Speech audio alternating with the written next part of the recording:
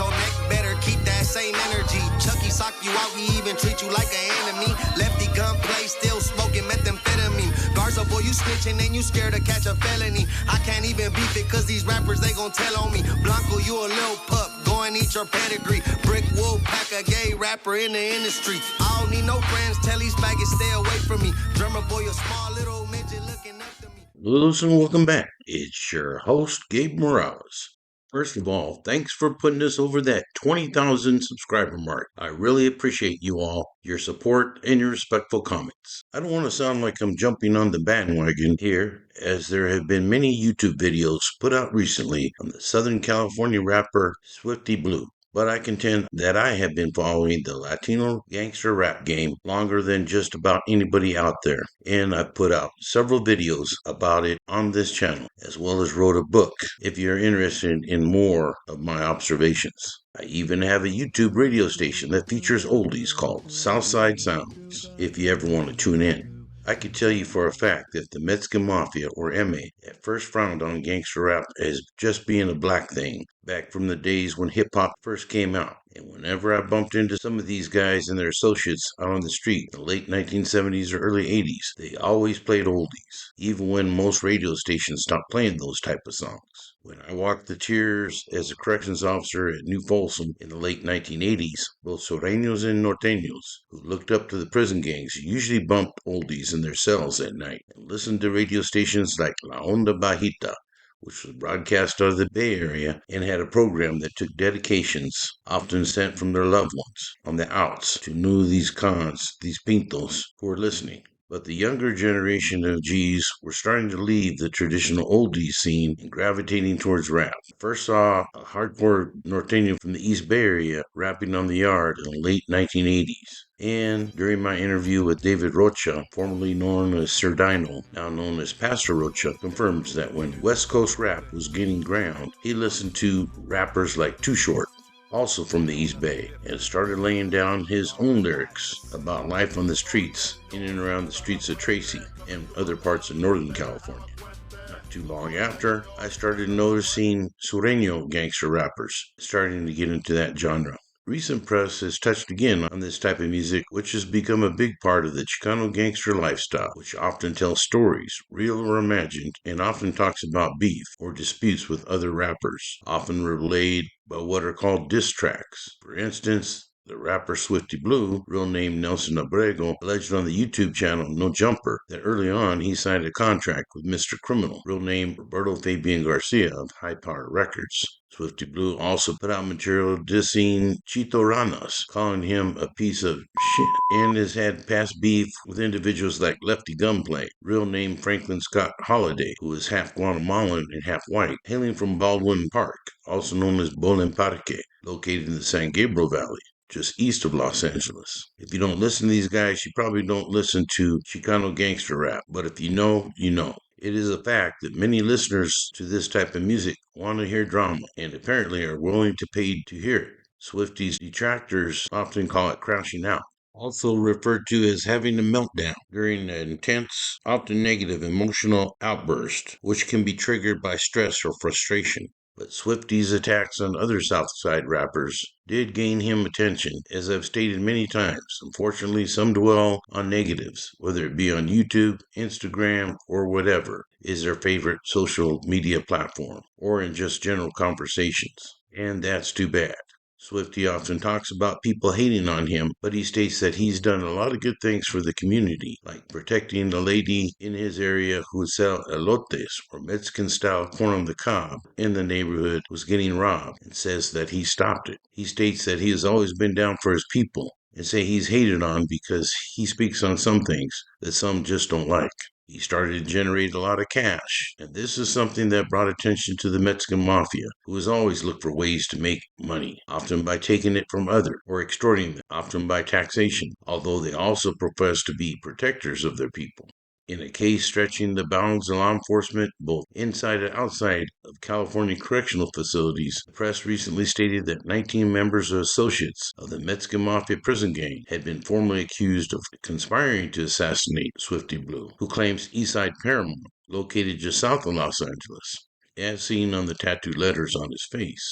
According to these media outlets, the conspiracy was set in motion in December 2022, and coordination for the plot transpired across state prisons, the Los Angeles County Jail, and even local neighborhoods. The plan to murder Swifty Blue apparently began after members of the AME marked him for death. And everybody knows that Sereno umbrella street gangs are subservient to the older shot-collar prison gang, the Mexican Mafia, which controls all Southern California jails that house Latinos, as well as most of the state's higher-level lockups. According to court documents, an individual referred to as the Elegant One within coded gang communications placed the rapper on the green light list. Manuel Snuffy Quintero, who has been identified as a member of the Mexican Mafia, is said to have put the hit on the rapper. My understanding is that one of Snuffy Quintero's sponsors in Tulane was Cesar Palomino, and both were mentioned in the successful plot to murder Donald Littleman Ortiz from Whittier, who was killed in Chino, California on November 2021. In this complaint, prosecutors described a conspiracy that played out over TikTok messages and recorded jail phone calls, involving prisoners from Kern County, jail inmates in downtown Los Angeles, and gang members in the city of Paramount. Shortly after the little man Ortiz hit on New Year's Eve in 2022, an alleged underling of Quintero, Giuseppe Clever Leva, told an informant that he'd been notified by gang members in Paramount, Compton, and downtown LA that they had instructions to attack Abrego, aka Swifty Blue, on site. 8 months after he spoke to an informant, the complaint says, Leva warned another person in a TikTok message to stay away from the rapper. Let me give you a little 411 so you don't get misguided with the internet. With Swifty, his career's done. I talked to him, tried to guide him, but he didn't listen. So now he's getting his blues. November 2023, when Abrego was jailed, Onesimo Vamps Gonzalez, held 2 cells down from the rapper, called his mother and asked her to ask an associate if the one who sings, referring to Swifty Blue, was still good. Gonzalez's mother hung up, and when her son called her back, she allegedly said, no, he's no good. 2 days after the mother and son spoke, another jail inmate, Jonathan Dreamer Cavello, called a man imprisoned in Kern County who was using a contraband cell phone. After mentioning Swifty Blue, Cavello asked Jacob Eagle David if he recalled a Raza rapper who was in the shower. Prosecutors believe this was a reference to Jaime Brugada Valdez, a rapper known as Money Sign Suede, who was stabbed to death in the showers at the Correctional Training Facility prison in Soledad in 2023. The end result should be the same, he allegedly replied to David. The next day, the complaint says David instructed Quevedo to tell the attackers, handle that shit with prejudice. You know, that's like a court term. Well, this shit is with prejudice. And the attack was set in motion. On November 2023, while Swifty Blue was locked up on a gun charge, he survived a brutal stabbing at LA County's Men's Central Jail. When inmates were let out of their cells at 5:50 a.m. in the morning to take a shower, the attackers entered Abrego's cell. The attackers included Adrian Stick Bueno, Andrew Largo Chinaya, Rude Crazy Valle, who ambushed him in his cell, while inmate Michael Weasel Ortiz blocked jail security cameras. About 5 hours later, Quevedo called a woman from jail and asked her to tell David in state prison, old boy got his rap session, but also added they really didn't get a good show. Expect them to be performing in probably the 4,000 floor, another area of the jail, here soon. The complaint says that Leva told Joshua Demon A1 in a TikTok message that the rapper was recording live stream outside his family's home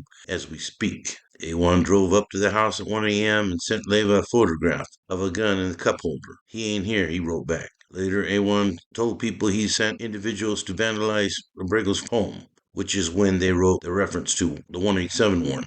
Leva is now in custody on an unrelated federal case, charging him with selling drugs and guns in Imperial County, and he pled guilty to trafficking methamphetamine in March 2025, but is yet to be sentenced on that case. Efforts to hit Swifty Blue included Mexican Mafia associates visiting the rapper's home and the tracking of Abrego's locations via his social media posts. Even after Swifty Blue's release in March of 2024, threats followed him and attempted a drive-by shooting that failed. Los Angeles County, this like the last of it. This the last of it. So this is the south or the east? Or? Yeah, this is like southeast, borderline south side. Okay. Yeah. Okay. Southeast, exactly, because the southeast is more pushing this way. You know what I'm saying? High school, from Paramount High School all the way to the Trimble High School all the way to the 91 freeway. That's all the hood right there. That's all the hood is. Yeah, homies hang out everywhere. They hang out everywhere. That ain't nowhere specific that people being. They just be on the whole hood. This one of my favorite blocks. This one I brought up. Authorities investigated all of these incidents, and on June 18, 2025, they arrested 7 suspects, including Quintero and Dominga Gonzalez, the mother of another defendant. 11 others had already been in custody on unrelated charges. One suspect, 37-year-old Joshua Demon Ewan, remained on the run and was wanted by the FBI at the time of this recording in late June 2025. I could tell you out of all these persons' names that most of the people are not Mexican Mafia members, and some are barely associated with the prison gang. Nevertheless, authorities proclaimed today's successful operation is just the latest blow to the Mexican Mafia hierarchy. This organization operates not only behind bars, but also poses a threat to our communities. Los Angeles County Sheriff Robert G. Luna stated that this investigation highlights the far-reaching and violent influence of criminal gang organizations operating behind bars, to orchestrate attacks that endanger the safety of those in our custody and in our communities. Now, I know that a lot of this may be old news to many of our viewers, but I thought it might help others who are not daily followers of the gangster rap scene and the drama that often surrounds it. And I hope this video has given you a better understanding of these events. Once again, you can listen to my previous videos and maybe even purchase my book, available on Amazon.com and other platforms. For now, this is Gabe Morales signing off. Gangsters, cops, and politicians.